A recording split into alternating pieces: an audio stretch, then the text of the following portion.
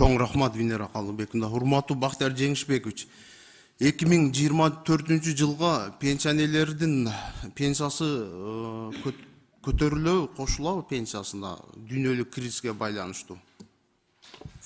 Саламатсызбы. 2024 жылга бүгүнкү күндө пока 7%га көтөрөбүз деп, камсыздоо бөлүгүн көтөрөбүз деп күтүп атабыз. 7%га. Буга 997 миллион сом карадык кийинки жылдын бюджетине.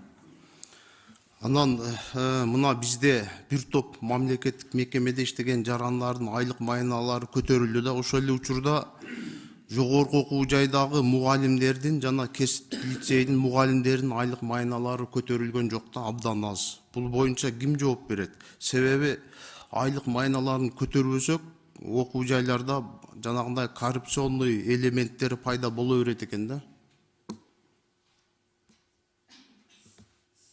Туура айттымбы же кошулганбы, айлык майыналары көтөрүлгөнбү? Жогорку окуу жайдын мугалимдери, кесиптик лицейдин мугалимдеринин айлык майыналары.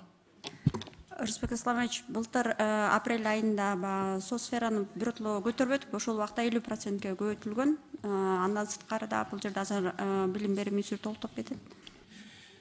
Аз го дейм, абдан аз алышат айлык майына. Себеби биз билебиз да, ушул боюнча бир иштеп чыксаңыздар, бюджетти бир каржы булактарына карап, биз о билим берүү тармагындагы мугалимдерге биз жакшы шарттар түзүп беришибиз керек да. Алар ушул биздин келечек муунду жакшы окутуп, тарбиялап, мындай билимдүү адистерди чыгарса, ошолор келечекте биздин мамлекетибиздин өнүгүүсүнө, өсүшүнө салым кошот деген ишеним бар да.